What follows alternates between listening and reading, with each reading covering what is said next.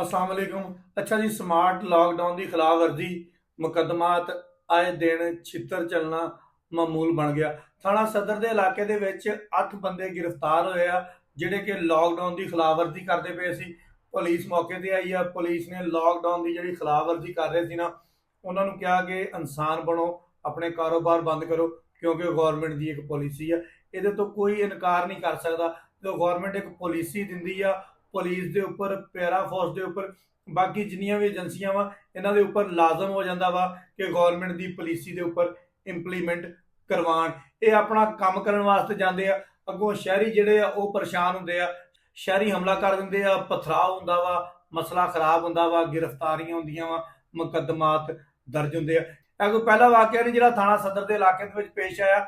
ਅਸੀਂ ਆਏ ਦਿਨ ਦੇਖਦੇ ਹਾਂ ਕਿ ਜਿਹੜੇ ਪੈਰਾ ਫੋਰਸ ਵਾਲੇ ਆ, ਜਦੋਂ ਕਿਤੇ ਸਮਾਰਟ ਲਾਕਡਾਊਨ ਦੀ ਖਿਲਾਫਵਰਜੀ ਹੋ ਰਹੀ ਹੁੰਦੀ ਆ, ਉੱਥੇ ਜਾ ਕੇ ਉਹਨਾਂ ਨਾਲ ਗੱਲਬਾਤ ਕਰਦੇ ਆ ਜਾਂ ਉਹਨਾਂ ਨੂੰ ਜੁਰਮਾਨੇ ਕਰਦੇ ਆ, ਉਹਨਾਂ ਦੀਆਂ ਦੁਕਾਨਾਂ ਸੀਲ ਕਰਦੇ ਆ।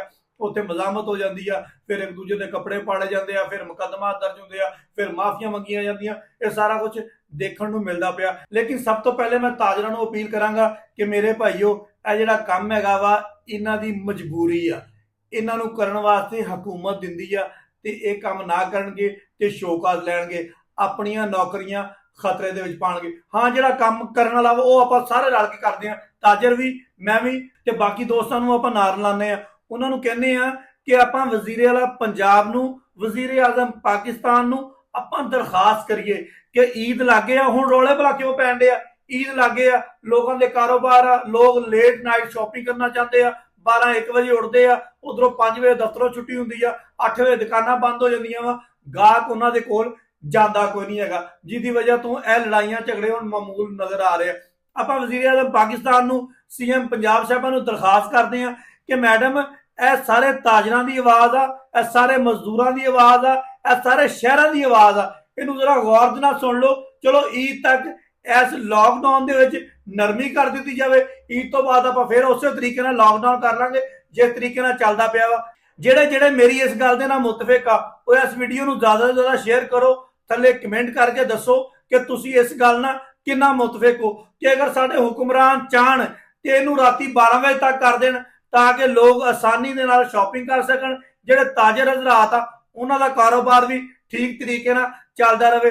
ਅਗਰ ਇਹ ਨਾ ਹੋਇਆ ਤੇ ਪੁਲਿਸ ਨੇ, ਪੈਰਾ ਫੋਰਸ ਨੇ ਆਪਣਾ ਕੰਮ ਕਰਨਾ ਹੀ ਕਰਨਾ ਵਾ, ਕਿਉਂਕਿ ਉਹਨਾਂ ਦੀ ਮਜਬੂਰੀ ਆ। ਉਹ ਇੰਨੇ ਜੋਗੇ ਨਹੀਂ ਹੈਗੇ ਕਿ ਗੌਰਮੈਂਟ ਦੇ ਨਾਲ ਪੰਗਾ ਲੈ ਲੈਣ, ਗੌਰਮੈਂਟ ਨੂੰ ਕਹਿਣ ਕਿ ਜਾਓ, ਅਸੀਂ ਤੁਹਾਡੇ ਕੋਲ ਤਨਖਾਹ ਜ਼ਰੂਰ ਲੈਂਦੇ ਆ ਲੇਕਿਨ ਅਸੀਂ ਤੁਹਾਡਾ ਕੰਮ ਨਹੀਂ ਕਰਨਾ। ਲੇਕਿਨ ਤਾਜਰ ਜਿਹੜੇ ਆ ਉਹ ਗੌਰਮੈਂਟ ਅੱਗੇ ਅਪੀਲ ਜ਼ਰੂਰ ਕਰ ਸਕਦੇ ਆ। ਅਸੀਂ ਜਨਾਬ ਤਾਜਰਾਂ ਦੀ ਆਵਾਜ਼ ਬਣਾਂਗੇ, ਤੁਹਾਡੀ ਆਵਾਜ਼ ਉੱਥੇ ਤੱਕ ਪਹੁੰਚਾਉਣ ਦੀ ਪੂਰੀ ਕੋਸ਼ਿਸ਼ ਕਰਾਂਗੇ। ਲੇਕਿਨ ਇਹਦੇ ਵਿੱਚ ਤੁਹਾਨੂੰ ਸਾਡਾ ਸਾਥ ਦੇਣਾ ਪਏਗਾ, ਸਾਨੂੰ ਤੁਹਾਡਾ ਸਾਥ ਦੇਣਾ ਪਏਗਾ ਤੇ ਸਾਨੂੰ ਸਾਰਿਆਂ ਨੂੰ ਰਲ ਕੇ ਪੁਲਿਸ ਦਾ ਤੇ ਪੈਰਾ ਫੋਰਸ ਦਾ ਸਾਥ ਦੇਣਾ ਪਏਗਾ ਤਾਂ ਕਿ ਉਹ ਵੀ ਆਪਣਾ ਕੰਮ ਆਸਾਨੀ ਨਾਲ ਕਰਦੇ ਰਹਿਣ ਤੇ ਅਸੀਂ ਔਰ ਤਾਜਰ ਰਲ ਕੇ ਵੀ ਆਪਣਾ ਕੰਮ ਆਸਾਨੀ ਨਾਲ ਕਰਦੇ ਰਹੀਏ। ਜੇ ਆਏ ਦਿਨ ਇਸ ਤਰ੍ਹਾਂ ਹੀ ਛਿੱਤਰ ਚੱਲਣਾ ਵਾ, ਫਿਰ ਨਾ ਉਹਨਾਂ ਦਾ ਨਿਜ਼ਾਮ ਚੱਲਣਾ ਵਾ, ਨਾ ਸਾਡਾ ਨਿਜ਼ਾਮ ਚੱਲਣਾ ਵਾ। ਆਪਾਂ ਆਏ ਰੋਜ਼ ਅਦਾਲਤਾਂ ਦੇ ਵਿੱਚ ਧੱਕੇ ਖਾਣੇ ਆ ਤੇ ਪੈਰਾ ਫੋਰਸ ਨੇ ਆਏ ਰੋਜ਼ ਸਾਡੇ ਤੇ ਪਰਚੇ ਦੇਣੇ ਆ, ਪੁਲਿਸ ਨੇ ਆਏ ਰੋਜ਼ ਸਾਡੇ ਤੇ ਪਰਚੇ ਦੇਣੇ ਆ। ਖੁਦਾਰਾ ਇਹ ਬੱਜੇ ਹੱਥ ਵੇਖੋ ਆਪਣੇ ਨਿਆਣਿਆਂ ਤੇ, ਪੈਰਾ ਫੋਰਸ ਤੇ, ਪੁਲਿਸ ਤੇ, ਸਾਰਿਆਂ ਦੇ ਉੱਪਰ ਰਹਿਮ ਕਰੋ। ਬਹੁਤ ਸ਼ੁਕਰੀਆ।